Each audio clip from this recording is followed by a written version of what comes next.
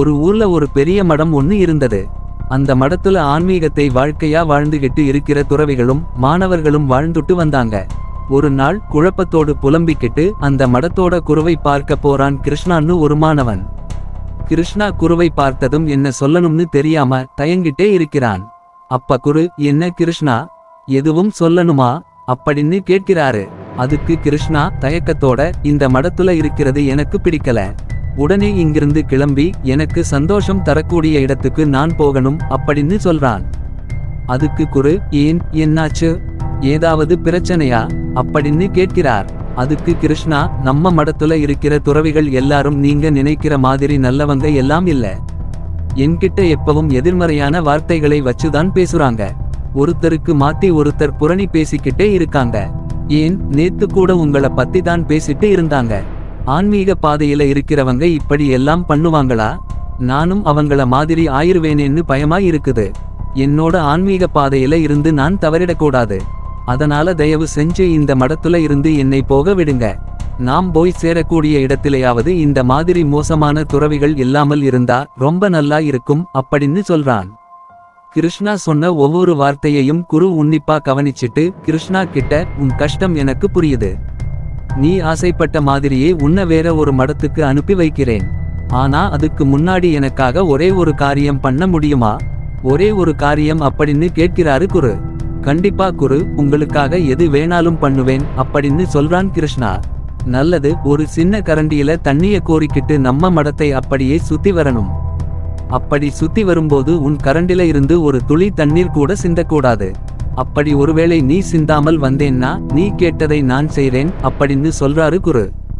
குரு சொன்ன அடுத்த நிமிஷமே கிருஷ்ணா ஓடிப்போய் சின்ன கரண்டியை எடுத்து தண்ணீரையும் அதுல கோரி ரொம்ப கவனமா அந்த மடத்தை கொஞ்சம் கொஞ்சமா சுத்த ஆரம்பிக்கிறான்.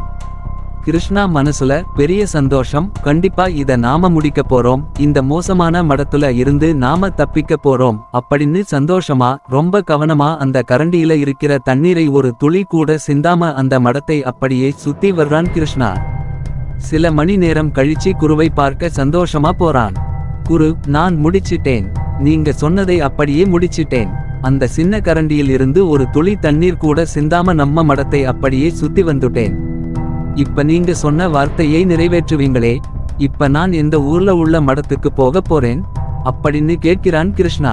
குரு சிரிச்சுட்டே சொல்றாரு, சரி கிருஷ்ணா, நான் கொடுத்த வாக்கை நிறைவேற்றுகிறேன். நீ ஆசைப்பட்ட மாதிரியே நல்ல மடத்துக்கு அனுப்பி வைக்கிறேன். ஆனால் போறதுக்கு முன்னாடி ஒன்னே ஒன்னு மட்டும் சொல்றியா? அந்த சின்ன கரண்டியிலிருந்து தண்ணீரை முழுமையாக கோரிக்கிட்டு இந்த மடத்தை முழுமையா சுத்தி வந்தா இல்லையா? அப்ப எந்த துறவியாவது உன்னை பத்தி பேசுனத கவனிச்சியா? எந்த துறவியாவது புரணி பேசிக்கிட்டு இருக்கிறத கவனிச்சியா? என்னை பத்தி, உன்னை பத்தி எந்த துறவியாவது எதிர்மறையா சொன்ன வார்த்தைகள் உன் காதுல விழுந்துச்சா அப்படின்னு கேக்குறாரு.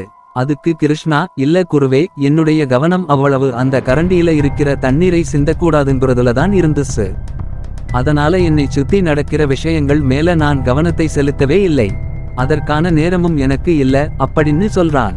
அதுக்கு குரு, பார்த்தியா கிருஷ்ணா, உன்னோட கவனம் மொத்தமும் உன்னோட குறிக்கோள்ல இருக்கும்போது, உன்னோட கவனம் மொத்தமும் உனக்கான நோக்கத்துல இருக்கும்போது, இந்த எதிர்மறையான இரைச்சல்களை காது கொடுத்து கேட்கக்கூட உனக்கு நேரம் இருக்காது.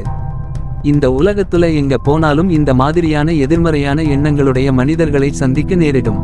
அந்த நேரத்திலேயும் உன்னோட குறிக்கோளும் உன்னோட நோக்கமும் ரொம்ப பெருசா இருந்து உன் கவனம் மொத்தமும் அதுல இருந்துச்சுன்னா கண்டிப்பா இந்த எதிர்மறையான எண்ணங்களுடைய மனிதர்கள் வாயிலிருந்து வரக்கூடிய வார்த்தைகள் வெறும் இரைச்சலா மட்டும்தான் உனக்கு தெரியும். அதை கண்டுக்க உனக்கு நேரம் கூட இருக்காது. ஒவ்வொருத்தருக்கும் ஒவ்வொரு வாழ்க்கை இருக்குது. நீங்க யாரா வேணா இருக்கலாம், இங்க வேணா இருக்கலாம். ஆனால் எதிர்மறையான சிந்தனையுடைய மனிதர்கள் உங்க எல்லார் கூடயுமே இருப்பாங்க. ஏன், சில நேரங்கள்ல நீங்க கூட அப்படித்தான் இருப்பீங்க. அந்த நேரத்துல நம்ம எதை சொன்னாலும் நம்ம தன்னம்பிக்கையை உடைக்கிற மாதிரி, உன்னால முடியாது, நீ எதுக்குப்பா காலேஜ் எல்லாம் படிக்க ஆசைப்படுற, நீ எதுக்கு ஐடிக்கு போக ஆசைப்படுற, நீ எதுக்கு கவர்மெண்ட் ஜாப்புக்கு ஏங்குற, நீ எதுக்கு சொந்த வீட்டுக்கு ஆசைப்படுற அப்படின்னு பலவிதத்தில நம்ம எண்ணங்களை உடைக்கிறதற்கு சில எதிர்மறையான மனிதர்கள் இருப்பாங்க. உங்களுடைய கவனம் மொத்தமும் உங்க குறிக்கோள் மேல இருந்துச்சுன்னா, உங்களுடைய கவனம் மொத்தமும் ஒரே நோக்கமா இருந்துச்சுன்னா, வாழ்க்கையில உங்களை மட்டும் நீங்க நம்புனீங்கன்னா, இந்த அப்பாவி மனிதர்கள் கிட்ட இருந்து வரக்கூடிய வார்த்தை வெறும் வார்த்தையா மட்டும்தான் உங்களுக்கு தெரியும். இது ஒரு சுயநலமான குணம் கிடையாது. எதிர்மறையா பேசக்கூடிய மக்கள் கருத்து சொல்வேன்ற பேர்ல எப்பவுமே அவங்களால என்ன முடியுமோ அதை வச்சுதான் உங்ககிட்ட பேசுவாங்க. அவங்களுக்கு உங்களோட பலம் தெரியாது. அந்த மாதிரி நபர்கள் உங்க அப்பா அம்மாவா கூட இருக்கலாம். என்னோட நோக்கம் இதுதான், என்னோட குறிக்கோள் இதுதான் என்று சொல்லி புரிய வைக்க நினைக்காதீங்க. அது யாரா இருந்தாலும் செஞ்சு காட்டுங்க. வார்த்தையை விட ரொம்ப சத்தமானது செயல். உங்க கவனம் எப்பவும் செயலை குறிச்சுதான் இருக்கணும்.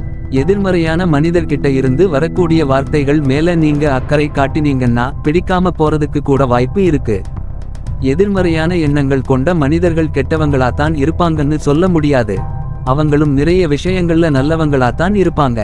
அதனால எதிர்மறையான வார்த்தைகளை மனதார எடுத்துக்காதீங்க. கிருஷ்ணா மாதிரி இந்த இடத்துல இருந்து தப்பிச்சு அந்த இடத்துக்கு போயிட்டோம்னா மோசமான எதிர்மறையான மனிதர்கள் இருக்க மாட்டாங்க அப்படின்னு யோசிக்காதீங்க. இந்த உலகத்துல எந்த மூளைக்கு போனாலும் உன்னால முடியாதுன்னு சொல்ல கண்டிப்பா ஒருத்தன் இருப்பான். சமீப காலங்கள்ல என்னோட வீடியோல சில மக்கள் கெட்ட வார்த்தையில பேசுறாங்க. நான் சொன்ன விஷயத்தை வேற மாதிரி புரிஞ்சுகிட்டு என்னை கேவலமா திட்டி சந்தோஷப்படுறாங்க. நான் ஏதோ ஒரு மோசமான தகவல் சொன்னா கூட பரவாயில்லை. எனக்கு தெரிஞ்ச ஒரு 4 நல்ல விஷயத்தை ஒரு 4 பேருக்கு சொல்லணும்னு நினைக்கிறேன். அதுக்கு எதுக்கு இப்படி பேசுறாங்கன்னு தெரியல. ஆனா கிருஷ்ணா மாதிரி நான் ஓடணும்னு நினைக்க மாட்டேன். என்னோட நோக்கம் ரொம்ப பெருசு. அதை இப்போதைக்கு நான் வெளியே சொல்ல முடியாது. இந்த கமெண்ட்ஸ் வர்றதெல்லாம் சும்மா.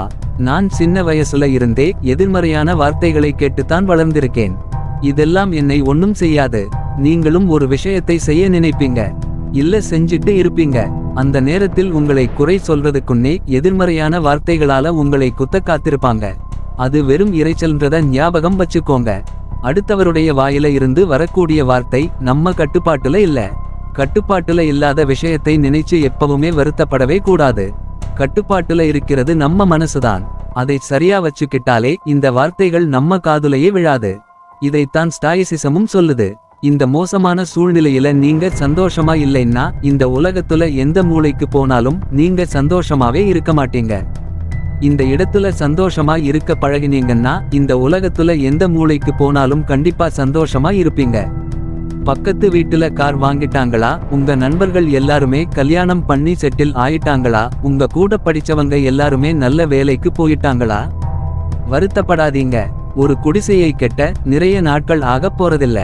ஆனா அரண்மனையை கட்ட பல மாதங்கள் ஆகும். நீங்க கட்டிக்கிட்டு இருக்கிறது அரண்மனைன்றத ஞாபகம் வச்சுக்கோங்க. உங்க கவனம் மொத்தமும் அந்த அரண்மனை மேலதான் இருக்கணும். அற்ப விஷயங்களுக்காக உங்களையும் உங்க சந்தோஷத்தையும் எழுந்திராதீங்க. இந்த வீடியோக்கு 500 லைக் வந்துச்சுன்னா இந்த மாதிரியான கதைகளை தொடர்ந்து நான் உங்களுக்கு சொல்றேன். ஓகே, சென்று வருகிறேன். நான் உங்கள் நண்பன் ரஞ்சித். ஓகே, பாய்.